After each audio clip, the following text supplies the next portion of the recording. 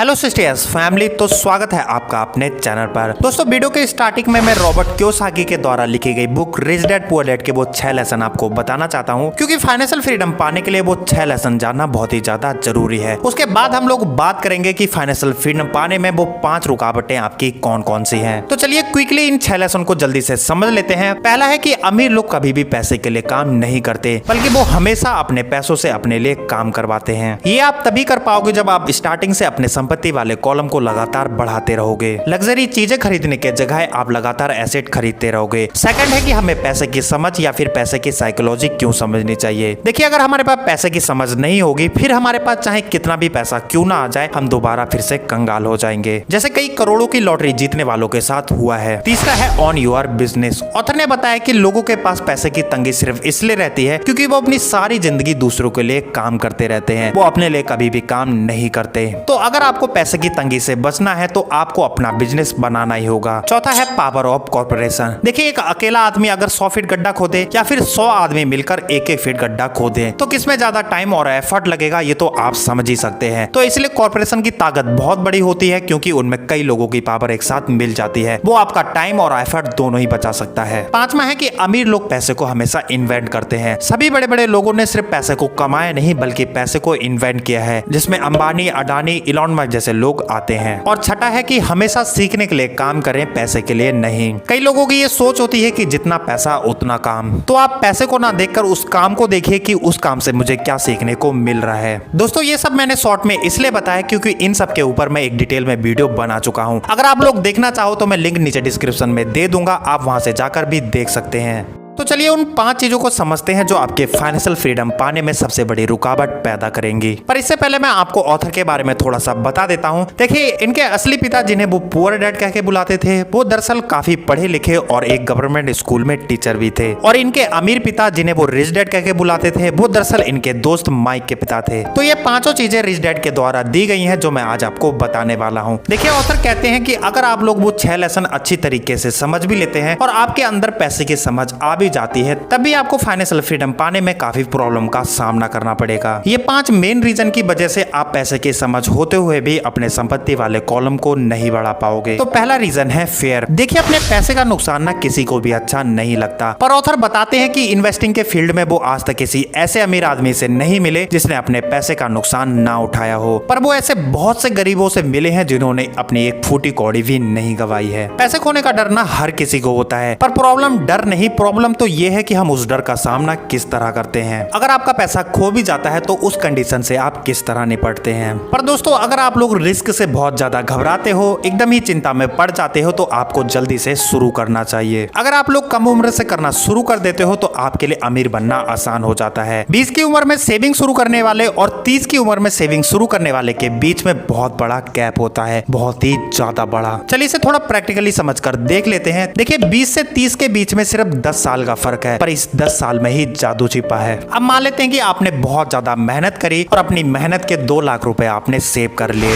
फिर आपने अपने 2 लाख को स्टॉक मार्केट में इन्वेस्ट कर दिया और 20 सालों के लिए भूल गए। उस 20 साल में एवरेज आपको 15% का रिटर्न मिल गया। फिर अचानक ही आपको याद आता है कि स्टॉक मार्केट में मैंने अपने 2 लाख रुपए इन्वेस्ट किए थे। फिर जाकर आप उसे चेक करते हैं तो वो 2 लाख रुपए का अमाउंट 32,73,307 रुपए हो चुका होगा। फिर आप सोच लेते हैं कि मुझे इस पैसे की जरूरत नहीं है, मैं इसे ऐसे ही रहने देता हूँ। फिर 10 साल बाद आपके घर में इमरजेंसी आती है, आप वो पैसे निकालने जाते हैं। फिर आप चेक करते हैं तो सोचिए वो अमाउंट कितना होगा। चलिए मैं बता देता हूँ, 1,32,42,354 रुपए। तो देखा आपने, सिर्फ 10 साल में ही आपका अमाउंट 1 करोड़ से भी ज्यादा हो गया। तो ये है जादू 10 साल और रुकने का। पर अगर आपके पास ज्यादा टाइम नहीं है और आप लोग जल्दी रिटायर होना चाहते हो तो आप पैसे खोने का डर का सामना किस तरह करोगे। इसके लिए रिच डैडी कहते हैं कि आपको अपना नजरिया टेक्सास के लोगों की तरह बनाना चाहिए। टेक्सास शहर के लोगों की हर चीज बड़े पैमाने पर होती है। अगर वो जीतते हैं तो उनकी जीत भी बड़ी होती है, जब वो हारते हैं तो उनकी हार भी अद्भुत होती है। टेक्सास में एक कहावत है कि अगर दिवालिया होना ही है तो क्यों ना दिवालिया बड़े पैमाने पर हुआ जाए। रिच डैड ऑथर और उसके दोस्त को हमेशा बताया करते थे कि फाइनेंशियल फेलियर का सबसे बड़ा कारण ये होता है कि लोग उसे बहुत ही ज्यादा सुरक्षित तरीके से खेलते हैं। लोग हारने से इतना डरते हैं कि वो हार जाते हैं। मैक्सिमम लोग अमीर बनने का सपना तो देखते हैं, पर पैसे खोने के डर से वो लोग कांप जाते चाहते हैं। ये तो वही बात हो गई ना दोस्तों, लोग स्वर्ग में भी जाना चाहते हैं और मरना भी नहीं चाहते। देखिए दोस्तों, अगर आप स्कूल जाओ, अच्छे नंबर लाओ, एक बढ़िया सी जॉब पकड़ो, इस रेड रेस से बाहर निकलना चाहते हैं तो आपको खुद से पूछना होगा कि मैं किस तरह अपने फेलियर का सामना कर सकता हूँ। अगर आपका फेलियर आपको जीतने के लिए मोटिवेशन देता है तो शायद आपको कोशिश करते रहना चाहिए, पर अगर आपका फेलियर आपको कमजोर बनाता है, आपके दिमाग पर चढ़ जाता है और आपको तनाव में डाल देता है तो आपको अपनी जॉब करते रहना चाहिए, साथ में बॉन्ड या म्यूचुअल फंड खरीद लेना चाहिए।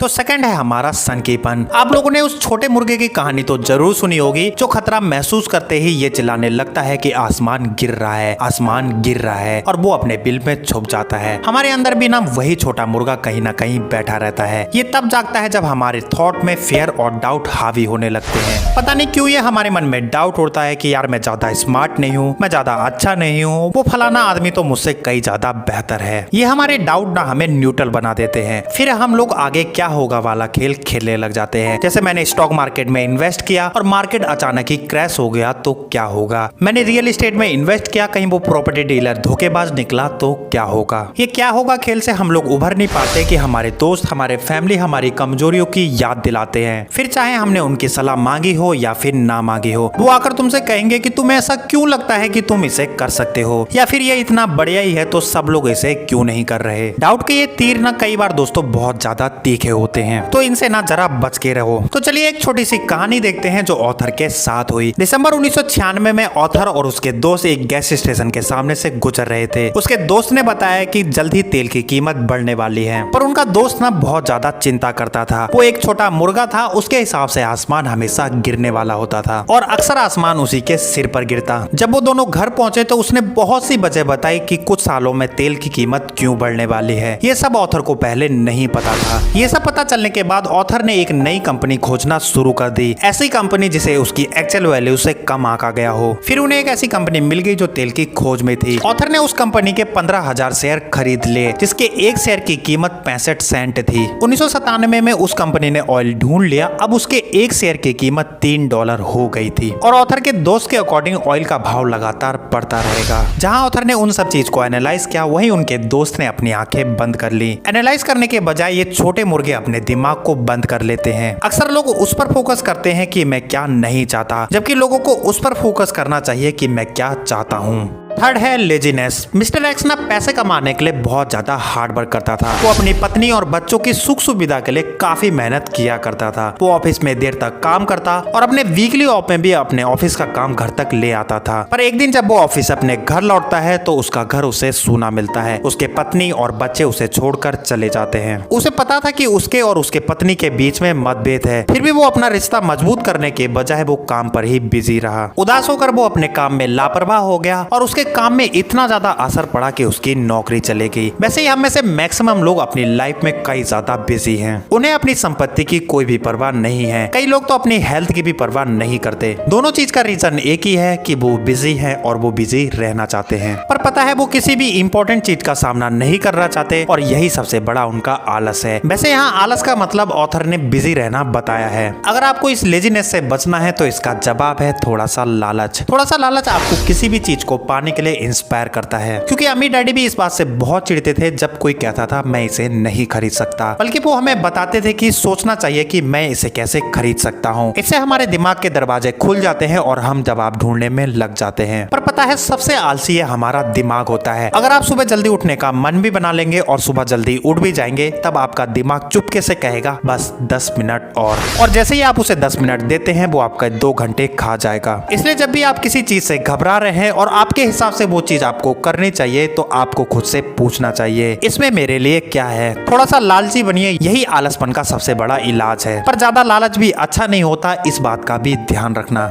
तो फोर्थ है हैबिट्स। हमारी लाइफ में ना एजुकेशन से ज्यादा असर हमारी हैबिट्स का होता है। ऑथर ने अपने रिच डैड से अमीर लोगों की हैबिट्स के बारे में पूछा था, तो रिच डैडी ने उन्हें सीधे जवाब ना देकर उसे एग्जाम्पल के थ्रू समझाया। रिच डैडी और ऑथर के बीच में बात होती है। रिच डैडी तुम्हारे पापा बिल कब चुकाते हैं? ऑथर महीने की 1 तारीख को। रिच डैडी क्या उनके पास कुछ पैसा बचता है? ऑथर थोड़ा बहुत बच जाता है, पर कभी कभी थोड़ा सा भी नहीं बचता। रिच डैडी यही वो खास वजह है जिसकी वजह से उन्हें स्ट्रगल करना पड़ता है, क्योंकि उनकी आदतें खराब खराब है। तुम्हारे डैडी सबको पहले पैसे दे देते हैं और अपने आप को सबसे लास्ट में देते हैं, पर मैं सबसे पहले अपने आप को पैसे देता हूँ, सरकार को या किसी और को देने के बजाय। ऑथर, अगर आपके पास बिल चुकाने तक के भी पैसे नहीं बचेंगे तो आप क्या करेंगे? तभी मैं वही करूंगा जो पहले करता था, मैं सबसे पहले खुद को पैसे दूंगा, फिर चाहे मेरे पास कितने ही कम पैसे क्यों ना हो। सरकार से ज्यादा इंपॉर्टेंट मेरा संपत्ति वाला कॉलम है। अगर मैंने अपना बिल नहीं चुकाया या जिसे पैसे देने हैं उसे नहीं दिए तो वो लोग मुझ पर दबाव डालेंगे। तब मुझ पर पैसे का इतना दबाव होगा कि मुझे इनकम का दूसरा सोर्स ढूंढना ही होगा। पैसे चुकाने का दबाव मेरी इंस्पिरेशन बन जाता है, तब मैं और एक्स्ट्रा काम करता हूँ। मैंने दूसरी कंपनी शुरू करी, स्टॉक खरीदे बेचे और हर तरह का काम सिर्फ इसलिए किया ताकि वो लोग मुझ पर ना चिल्ला पाए। इस दबाव की वजह से मैंने और ज्यादा हार्डवर्क करी और ये सोचने पे खुद को मजबूर किया कि मैं और पैसे कैसे कमाऊं। अगर आप खुद को सबसे लास्ट में पैसे देते हो या फिर अपने आप को बिल्कुल भी नहीं देते हो तो आप कमजोर होते जाओगे। इसलिए आपके बॉस, मैनेजर, टैक्स वसूलने वाले या फिर मकान मालिक जैसे लोग आपको इधर उधर ठोकर मारते रहेंगे, क्योंकि सिर्फ इसलिए कि पैसे के बारे में आपकी हैबिट अच्छी नहीं थी।